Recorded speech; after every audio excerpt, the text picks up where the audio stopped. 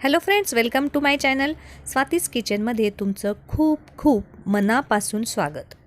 आज आपण ताज्या हिरव्यागार मेथीपासून खुसखुशीत, क्रिस्पी आणि हेल्दी मेथी मटरी कशी बनवायची ते पाहणार आहोत. बनवायला अगदी सोपी, हेल्दी अशासाठी कारण आपण ही गव्हाचं पीठ वापरून बनवणार आहोत.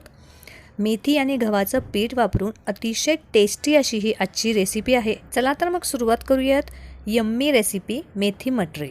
तर मेथी मटरी बनवण्यासाठी सर्वात आधी इथे आपण मेथी निवडून घेतली आहे. आता ही 2 ते 3 वेळा स्वच्छ पाण्याने धुवून घ्यायची. तर मेथी घेताना जास्त जाड देठ घ्यायचे नाहीत, बारीक देठ असतील तर चालतील. आता ही पूर्ण निथळून घ्यायची, म्हणजे यातलं सगळं पाणी निघायला हवं. आता पाणी पूर्ण निथळलेलं आहे. आता ही बारीक चिरून घ्यायची, अगदी बारीक कट करून घ्यायची आहे, कारण आपल्याला ही पिठामध्ये मिक्स करायची आहे. इथे मी 1 गड्डी मेथी घेतली आहे, पण आपल्याला साधारण 2 कप मेथी यामध्ये कट करून घालायची आहे. मेथी बारीक कट करून झाली की एक पॅन घ्यायचा, तो गरम करायला ठेवायचा. पॅन गरम झाला की त्यात थोडं तेल किंवा तूप घातलं तरी चालेल. आता ही बारीक चिरून घेतलेली मेथी यामध्ये घालून घ्यायची आणि फ्राय करून घ्यायचे. मेथीमधलं सगळं पाणी ड्रेन झालेलं असावं. आता हे मेथीमध्ये आपल्याला अजिबात पाणी न ठेवता फुल गॅसवर आपल्याला ही मेथी फ्राय करून घ्यायची आहे. म्हणजे मेथी सॉफ्ट झाली पाहिजे आणि पाणीसुद्धा यातलं ड्राय झालं पाहिजे. साधारण 2 ते 3 मिनटानंतर मेथी छान फ्राय झालेली आहे आणि ड्राय पण झालेली आहे. मेथी व्यवस्थित फ्राय करून झाली की गॅस बंद करून घ्यायचा आणि ही मेथी आपल्याला थंड होऊ द्यायची आहे. मेथीची भाजी आपली थंड होती आहे तोपर्यंत काय करायचं, याचं पीठ मळून घेऊयात. यासाठी लागणारं तर ही मटरी बनवण्यासाठी आपण गव्हाच्या पिठाचा वापर करतो आहे. त्यासाठी एका बाउलमध्ये मी 1.5 वाटी गव्हाचं पीठ घेतलं आहे आणि अर्धा वाटी रवा घेतला आहे. रव्यामुळे हे छान खुसखुशीत होतं. तुम्ही गव्हाच्या ऐवजी मैदा वापरला तरी चालेल. आता यामध्ये अर्धा चमचा हळद घालून घेऊयात. 1 ते 1.5 चमचा लाल मिरची पावडर घेतली आहे, म्हणजे बेडगी मिरची पावडर घेतली आहे, ही तिखट नसते. 1/4 चमचा हिंग घेतला आहे. 2 चमचे पांढरे तीळ घेतलेत, यामुळे टेस्ट छान येते आणि दिसायलाही मटरी छान दिसते. आता 1/4 चमचा ओवा घेतला आहे. हा हातावर थोडा क्रश करून घ्यायचा, म्हणजे याचा स्मेल आणि टेस्ट छान उतरते मटरीमध्ये. आता इथे चवीनुसार मीठ घालून घेऊयात. आता हे सगळे जिन्नस आपल्याला एकजीव करून घ्यायचे आहेत, म्हणजे हे सगळे मसाले या पिठासोबत एकजीव झाले पाहिजेत. एकत्र करून झालं की यात आपण जी मेथी फ्राय केली होती ती मेथी घालून घेऊयात. मेथी, मसाले आणि हे पीठ हे व्यवस्थित एकजीव झालं की यामध्ये 2 चमचे तेल गरम करून घातले. तुम्ही तेलाऐवजी तुपाचा वापर केला तरी चालेल. हे गरम तूप किंवा तेल यामुळे मटरी छान क्रिस्पी होते. हे या पिठासोबत एकजीव करून घेऊयात. आता हे एकजीव करून झालं की यात थोडं थोडं पाणी घालून हे मळून घ्यायचं. थोडं थोडं पाणी घालायचं, म्हणजे पीठ पातळ होणार नाही. जास्त घट्ट पीठ मळायचं नाही आहे, कारण आपण यामध्ये रवा घातला आहे, तो भिजल्यानंतर थोडा फुलतो. त्यामुळे पीठ थोडं मऊसर भिजवून घ्यायचं. रव्याचा आपण इथे वापर केला आहे, त्यामुळे मेथीची मटरी आपली छान क्रिस्पी होते. मेथीचा छान फ्लेवर या मटरीमध्ये येतो. पीठ छान मळून झालं की हे पीठ आपल्याला एक 10 ते 15 मिनिट छान भिजू द्यायचं आहे. त्यामुळे हे झाकून ठेवायचं आणि भिजू द्यायचं. पीठ भिजेपर्यंत आपण इथे यासाठी लागणारा साठा बनवून घेणार आहोत. साठा आपण याआधीही पुडाच्या करंज्या करतेवेळी जसा बनवला होता त्याच पद्धतीने बनवायचा आहे. त्यासाठी इथे मी एका बाउलमध्ये 3 चमचे कॉर्नफ्लॉवर घेतलं आणि 3 चमचे साजूक तूप घेतलं आहे. तुम्ही तुपाऐवजी तेलाचा वापर केला तरी चालेल. आता हे व्यवस्थित हलवून घ्यायचं. एकदा ते मिक्स करून झालं की ते छान फेटून घ्यायचं, म्हणजे त्यामध्ये गाठी होऊ द्यायच्या नाहीत. त्यासाठी ते एकसारखं हलवत राहायचं. छान फ्लपी असं हे पीठ आपलं बनवून तयार होतं. साधारण 1 ते 2 मिनिट हलवल्यानंतर छान क्रीम तयार झालेली आहे, म्हणजे आपला साठा तयार आहे.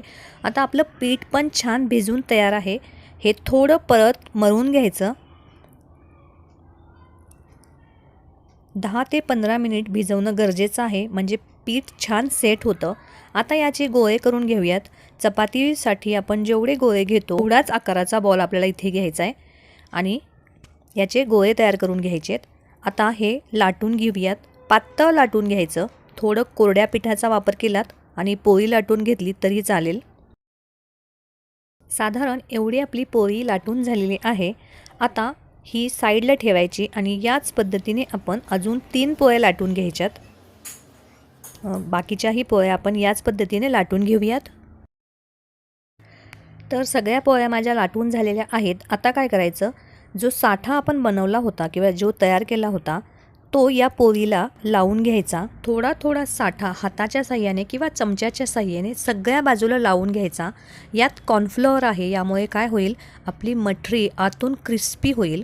सगळ्या बाजूने लावून झाला की जी दुसरी पोळी आपण लाटून ठेवली होती ती यावर लावून घ्यायची आणि या पोळीला सुद्धा आपण सगळ्या बाजूने हेच साठा आपण लावून घ्यायचा आहे. सेम प्रोसेसने हा साठा आपण सगळ्या पोळीवर लावून घेऊयात. लावल्यानंतर यावर कोरडं पीठ लावून घ्यायचं. कॉर्नफ्लॉवर लावलं तरी चालेल किंवा गव्हाचं पीठ लावलं तरी चालेल.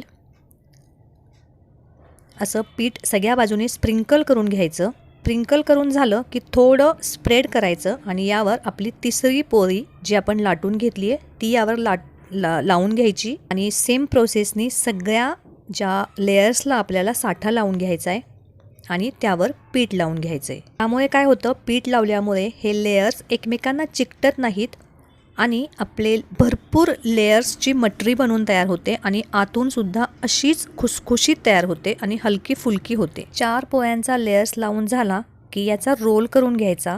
रोल करताना घट्ट रोल करायचा, म्हणजे मध्ये गॅप ठेवायची नाही, म्हणजे मटरी छान बनते. रोल तयार करून झाला की तो हाताने थोडा फिरवून घ्यायचा, म्हणजे एकसारखा असा तो रोल तयार होतो. आता हे कट करून घ्यायचा आहे. याचे काप करताना तो जास्त जाड करायचा नाही आहे. साधारण अर्धा इंच इतपत हा काप असावा, कारण आपल्याला हे अजून लाटून घ्यायचं आहे. सगळे काप एकसारखे करून घ्यायचे, म्हणजे आपली मटरी छान एकसारखी होते. आता कट करून झालं की हे थोडं हाताच्या साह्याने गोल करून घ्यायचं. याचा आकार गोल करायचा, म्हणजे मटरी छान गोल होते. कापल्यामुळे याचा आकार थोडा बदलतो. तो गोल करायचा आणि लाटून घ्यायचा. इथे एका कढईमध्ये मी तेल गरम करण्यासाठी ठेवलेलं आहे. आता ही मटरी लाटून घ्यायची. लाटताना अगदी हलक्या हाताने हा लाटून घ्यायचा. जास्त मोठी मटरी करायची नाही आहे आपल्याला. साधारण एवढ्या आकाराची झाली की दुसरी मटरी लाटून घ्यायची. याच पद्धतीने आपण इथे थोड्या मटरी लाटून घेऊयात. लाटून झाल्या की इथे कढईमध्ये या तेल गरम झालेलं आहे. तेल जास्त गरम करायचं नाही आहे, मीडियम गॅसवर आपल्याला ही मटरी यामध्ये घालून घ्यायची आहे. मटरी घालून झाली की गॅस मंद करायचा. एका वेळी जेवढ्या मटरी या कढईमध्ये बसतील तेवढ्याच घालायच्या आणि व्यवस्थित फ्राय करून घ्यायच्या. आता गॅस मंद केलेला आहे. मंद आचेवर आपल्याला या मटरी तळून घ्यायच्यात. ही तळताना वरच्या बाजूने यावर तेल उडवत राहायचं, म्हणजे वरच्या बाजूने सुद्धा मटरी छान फ्राय होते आणि लेयर्स पडायला छान मदत होते. तर तुम्ही इथे बघू शकतात, 1-2 मिनटानंतर आपण मटरी टर्न करून घ्यायची आहे. या बाजूने सुद्धा आपल्याला छान गोल्डन रंगावर ही मटरी फ्राय करून घ्यायची आहे. तुम्ही इथे लेयर्स पाहू शकता, अतिशय सुंदर असे लेयर्स आपल्याला इथे दिसत आहेत. दोन्ही साईडनी छान रंग आलेला आहे आणि छान कडक म्हणजे क्रिस्पी झालेली आहे.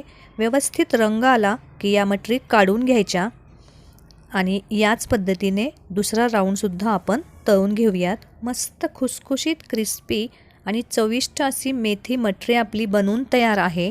ही व्यवस्थित हवाबंद डब्यामध्ये जर आपण स्टोअर करून ठेवली तर 1 महिनाभर छान कुरकुरीत राहते. चहासोबत, मुलांना स्नॅक्सच्या डब्यात किंवा हलकी भूक असेल तर यावेळी आपण ही मटरी खाऊ शकतो. अतिशय चविष्ट, हेल्दी आणि क्रिस्पी अशी ही मेथी मटरी बनवून तयार होते. नक्की बनवून बघा. रेसिपी आवडली तर व्हिडिओला लाईक करा. स्वातीज किचनवर नवीन असाल तर सबस्क्राईब करायला विसरू नका आणि हा व्हिडिओ तुमच्या मित्रमैत्रिणींसोबत शेअर करा. परत भेटू अशीच एक नवीन आणि मस्त रेसिपी घेऊन. धन्यवाद.